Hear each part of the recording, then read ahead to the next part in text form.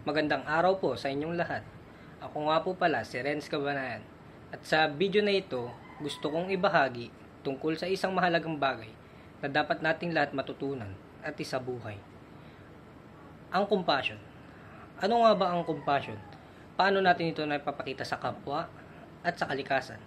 At paano naman ito magpapalaganap sa pamamagitan ng pagtutulungan sa paaralan at sa mas malawak na komunidad. Usapan natin ito. Sana'y magsilbi itong paalala na kahit simpleng paraan, kaya nating maging mas mabuti sa isa't isa at sa mundo. Ano nga ba ang compassion? Para sa akin, ang compassion ay ang pag-unawa sa nararamdaman ng iba at higit doon, ang pagkakaroon ng malasakit. Hindi lang ito basta awa, ito ay isang malalim na pakikiramay na nagtutulak sa atin para gumawa ng kabutihan. Kapag may nakita tayong nahihirapan, halimbawa, isang kaklase na malungkot o hirap sa aralin, hindi lang tayo basta nakikiramdam. Sa tunay na compassion, gumagawa tayo ng paraan para tumulong kahit na maliit na bagay tulad ng pakikinig, pag-abot ng tulong, o simpleng pasensya. Hindi lang ito nararamdaman sa loob, pinapakita rin ito sa salita, kilos at puso. Ang taong may compassion ay hindi umuusga agad. Sa halip, sinisikap niyang gumawa, makinig, at magpakita ng kabutihan. Halimbawa, kapag may nasaktang kaklase, may dalawang uri ng reaksyon. Yung isa, tatawanan lamang ito o hindi man lang papansinin.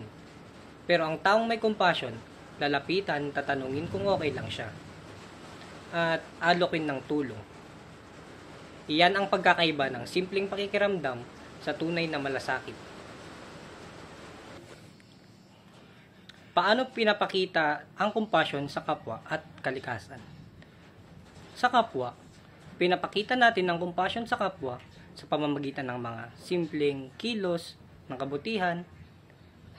Halimbawa, pagtulong sa nangangailangan kahit hindi natin gaanong kakilala. Pakikinig sa problema ng iba kahit hindi natin ito lubos na nauunawaan.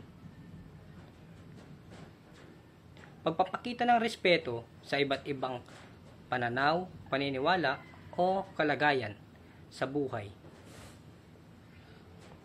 Pagiging tapat, mahinahon sa pakikitungo, lalo na sa oras ng sigalot o hindi. Pagkakaunawaan.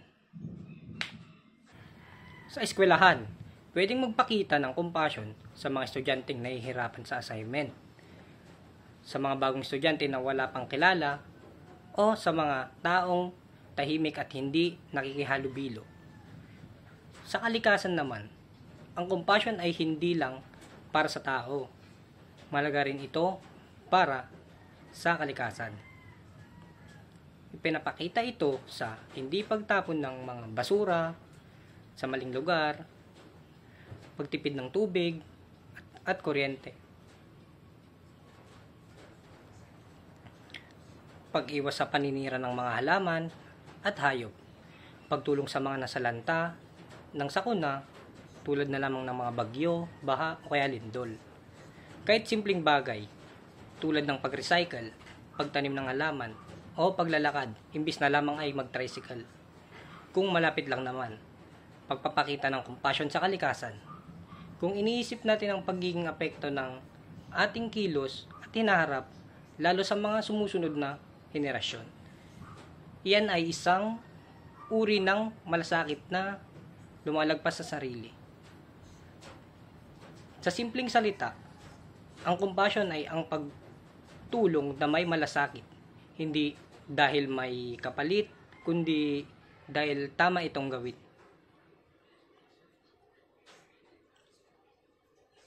Sa communal discernment, o mas simpleng salita, ang sama-samang pag-uusap at pagdesisyon, lahat ay may boses. Hindi lang isa ang nagpapasya, kundi pinapakinggan ang bawat isa. Sa ganitong proseso, natututo tayong lahat na makinig, umunawa at maging bukas sa iba. Ito rin ang ugat ng compassion, ang pagtanggap at pakikipagkapwa, kahit iba-iba tayo. Kapag may pagtutulungan, nagkakaroon ng mas maayos, mas payapa, at mas makataong kapaligiran. Walang naiiwan, walang nakakalimutan.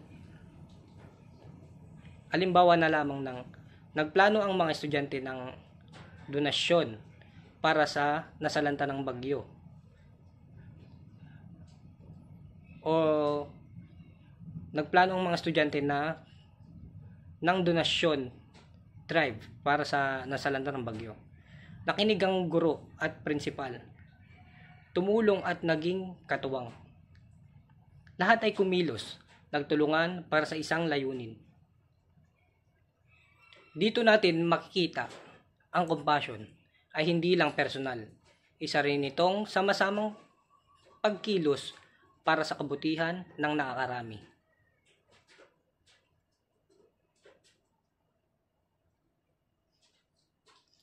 Sa huli, ang compassion ay isang mahalagang halaga na dapat isabuhay ng bawat isa. Araw-araw sa pamamagitan ng simpleng tulong, pakikinig, at pag-aalaga sa kapwa at kalikasan, kaya nating baguhin ang mundo kahit na maliit na paraan. Ang paaralan tulad na lamang ng PU ay nagiging mas masaya, ligtas, magaan na lugar kung bawat isa ay may malasakit. Hindi kailangan maging perpekto, kailangan lang maging bukas ang puso. Kung lahat ay magiging mas may malasakit, mas magiging payapa, maunlad, at makatawa ang ating komunidad. Maraming salamat po sa inyong pakikinig. Naway magsilbing paalala ang video na ito na kaya nating magbago, magsimula sa sarili, at maging instrumento ng kabutihan sa iba.